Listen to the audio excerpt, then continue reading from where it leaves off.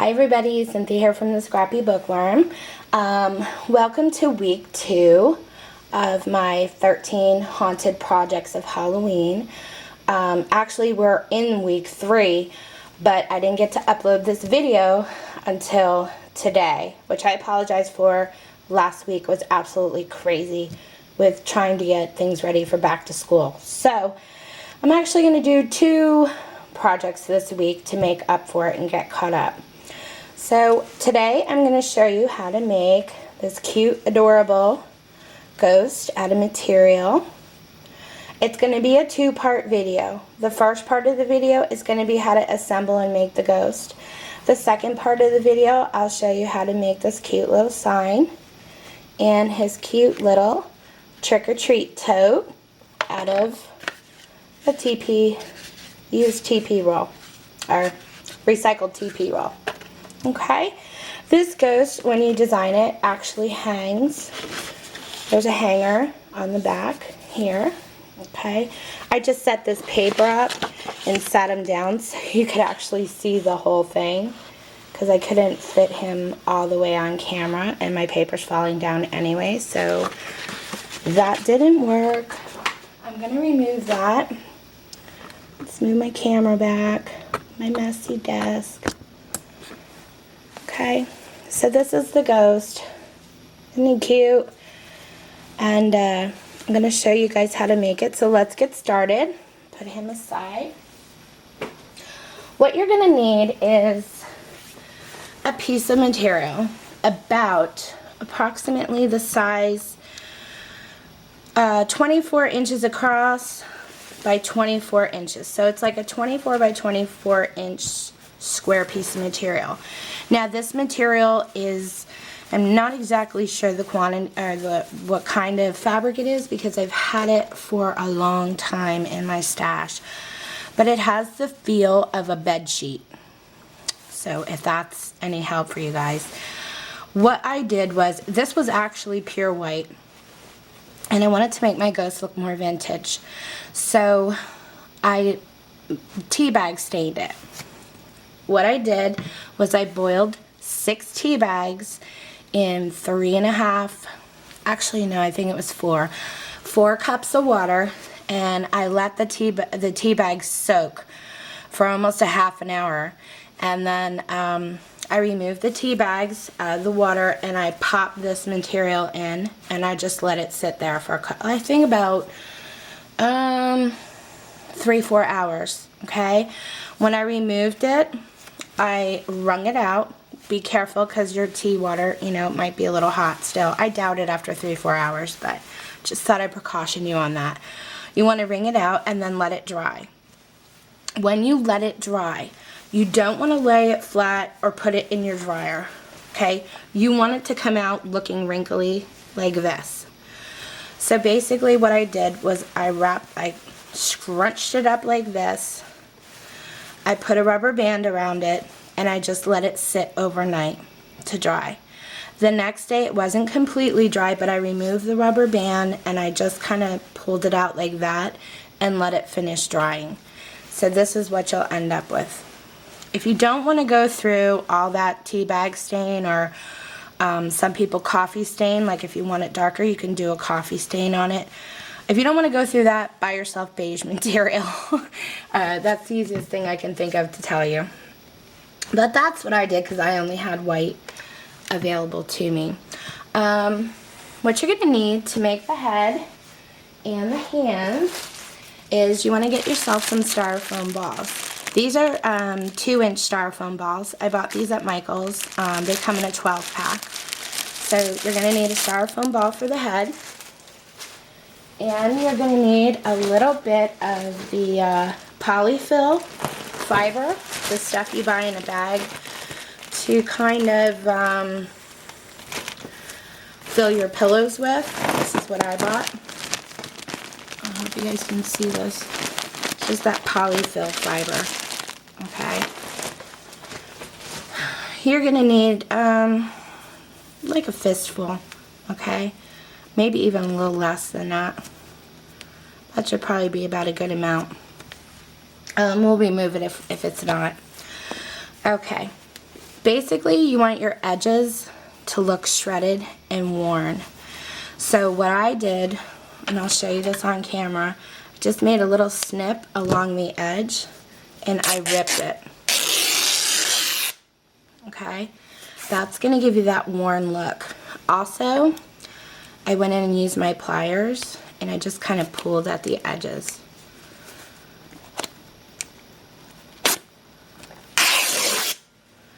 To give it more of a frayed look. And I did that all the way around. Okay? That's how you end up with this kind of look on your ends. Okay, so after you do that, you want to kind of lay it out, find your center, pop your ball in, flip it over, and look at how it hangs. See if I can move my camera up a little bit here. Okay, you want to look at how it hangs. My center of my ghost, because I want my two eyeballs here, I want the point of the fabric this way. Okay, shorter ends over here. You guys can do it any way you want, it's up to you. Pull the front, kind of smooth, and all you're going to do is pull the fabric tight, and you're going to get yourself some rubber bands. Now these rubber bands are a little too thick. I'd like them a little bit thinner, but I didn't have any really thin ones for this project today, so I'm just going to use these. Okay, we got our head formed already.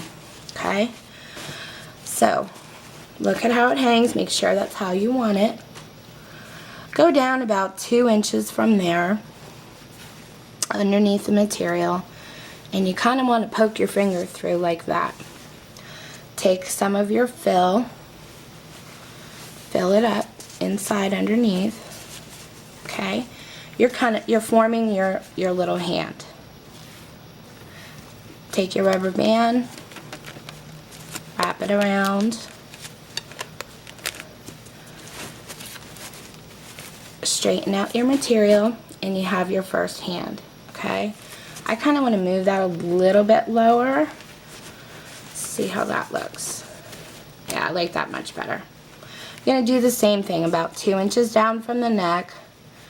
I'm going to form a little fist underneath. See how I did that?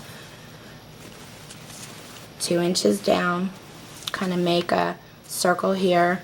Put your finger underneath the material, pop it through, and make yourself a little fist.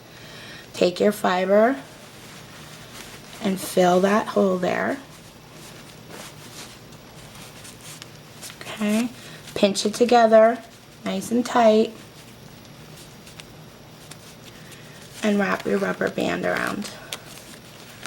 You don't have to use rubber bands. This is the easiest way I knew how to show you. It's a fun project to do with kids, so they like the rubber band thing. And now you have his 2 little hands. Okay, 2 little ghosty hands. And really you're not going to see these rubber bands, especially if you buy the thinner ones. Mine are kind of wide, but this is all I had available to me. So if you buy the thinner ones, you won't notice them at all. And you're not going to notice this one because you're going to actually make a scarf. So for the eyeballs, all I did, I'm going to move this back down now. Ooh, that's a blue. I don't want a blue Sharpie. Let's see if I can. I'm going to turn a light on, guys. Hopefully that didn't bother you guys too much. All of a sudden, it got really, really dark outside, like we're going to get a major storm. All I did was kind of look for the center here, and I drew 2 circles for the eyes with my Sharpie. Really simple, guys. You can glue on those googly eyes if you want, but I just wanted him to look more grungy and vintage looking. So I just used a Sharpie. That's all I did. Don't have to color him in perfect because I like that worn look that it gives it. So he already has his eyes. Okay, now it's time to ink it. What I did is I used my Distress ink from Tim Holtz, the tea dye stain, since I already tea dyed the material. Basically, I took my ink pad, and you're going to gather up your ends, kind of like that. And you're just going to run your tea dye stain, or your ink pad over it. See what I'm doing? Just kind of crinkling it up, running your ink pad. Taking the ends, crinkling them up, and running the ink over them. You're going to do that all the way around your ghost. This gives him a really grungy, worn, antique type look to him.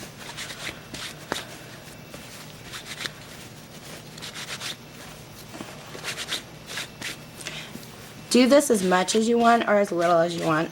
It's all personal preference how much you want on your ghost.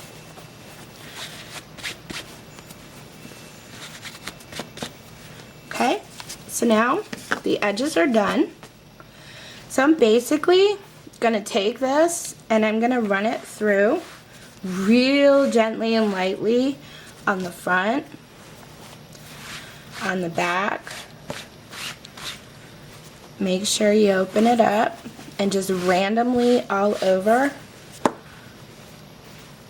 run your ink pad. Okay? That's why it's a good idea to have it already wrinkly, because it helps when you're inking it. Underneath the neck, I'm just going to run it like this. Only certain parts are going to get inked.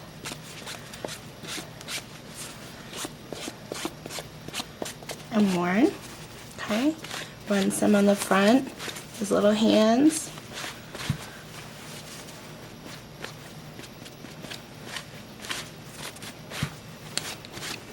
And that's it, guys. He's all inked up. Okay?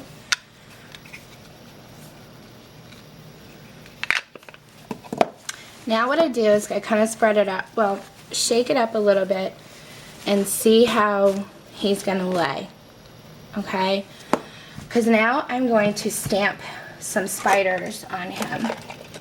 Like the other, you saw on my other ghost.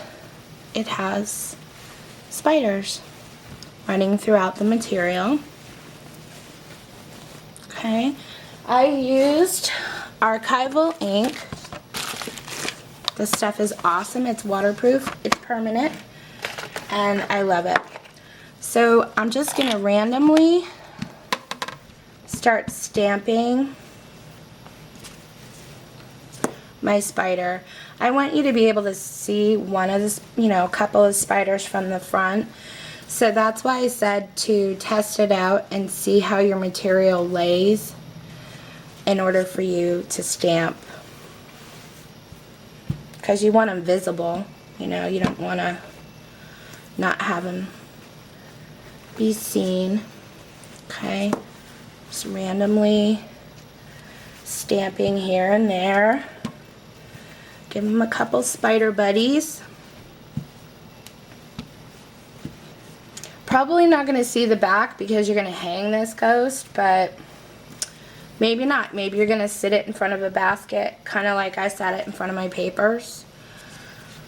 You never know. I think I'm going to give him a buddy up here. Yeah, that looks kind of cool. Okay, so that's, let me wipe this stamp off. So that's all I did, guys. Stained them up, put some stamping spiders all around. Okay, now you want to make the scarf. I bought this ribbon last year at Michael's. And basically you're going to want a foot or 12 inches. Yeah. Cut off 12 inches. Now, you guys know that technique you do with, this is actually wired ribbon. Let me pull the wires out because I don't want any wire in my ribbon. But do you guys know that technique you do with a pair of scissors and the curly ribbon for gift packages? That's basically what you're going to do to this because it's a brand new ribbon. You can use material if you want. You don't have to use ribbon. I love this pattern. But basically, you're going to run your scissors along this like you would doing curly ribbon because you want it to look old and worn. Okay, see the difference between this brand new?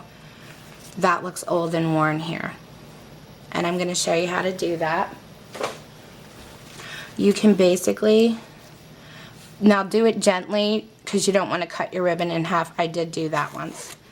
You want to just keep rubbing it up and down your ribbon on both sides. Give it a little bit of a worn look to it.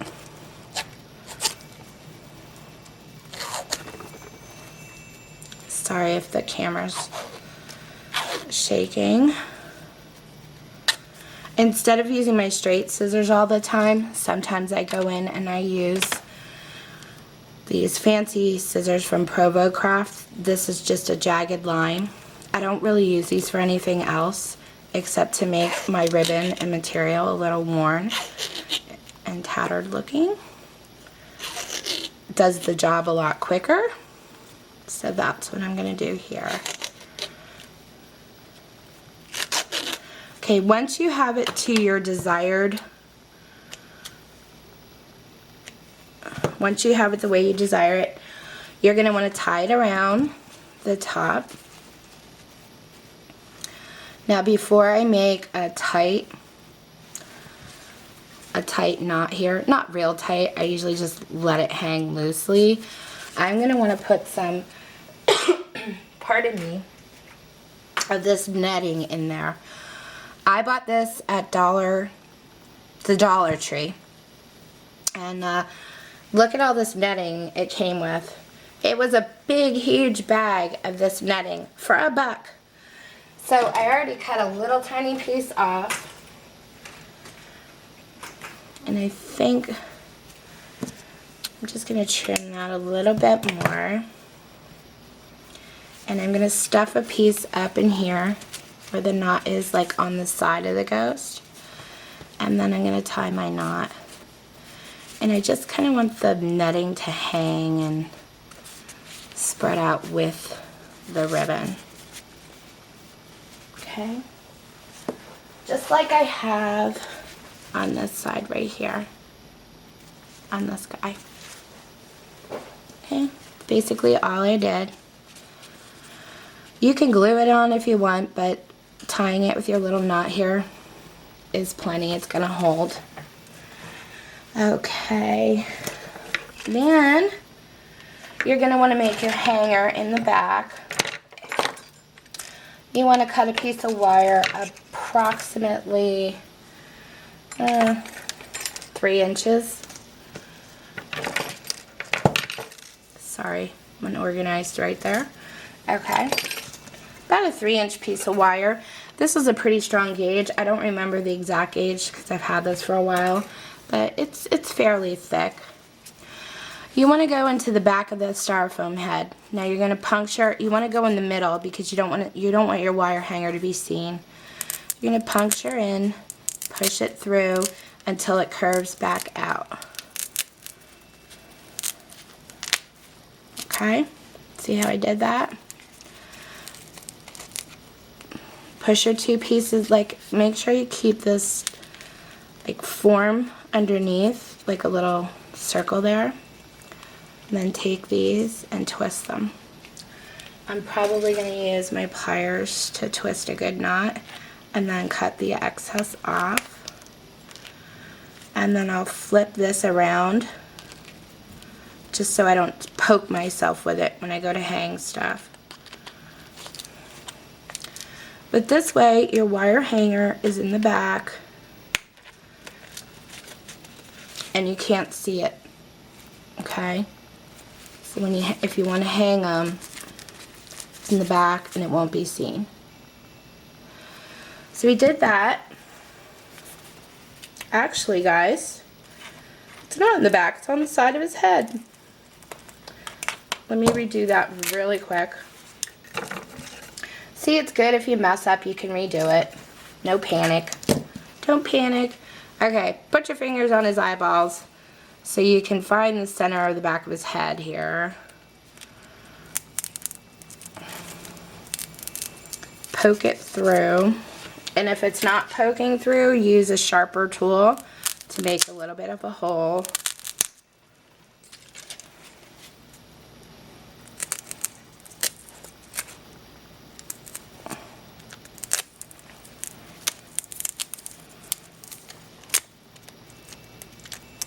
See, it went really good the first time, didn't it? Now it's kind of... I usually make like a little U so I know it's going to hook back out. Push it through. There we go.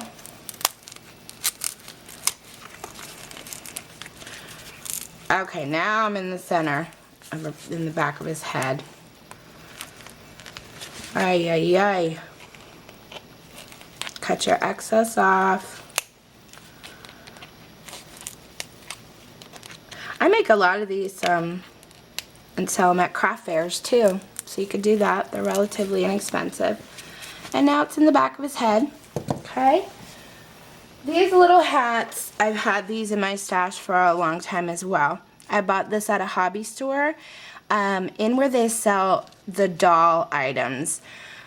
Like the doll hair, the doll heads, the doll scarves. They had these hats back in one of the bins there. I really don't know where to find them, but I'm going to glue his head. Excuse me, I have a little drink there. So I'm just going to run glue the rim of his hat. And voila! He's got his hat, his scarf, he's got his spiders, he's all stained up, ready to go. So the next step, we are going to make his little sign here, okay, and this little, his little trick or treat tote. And I'll show that in the next video, how to do those too. But basically, that's how I made my ghost, guys. Okay? I'll see you later in the continuation of this video. Thanks for watching.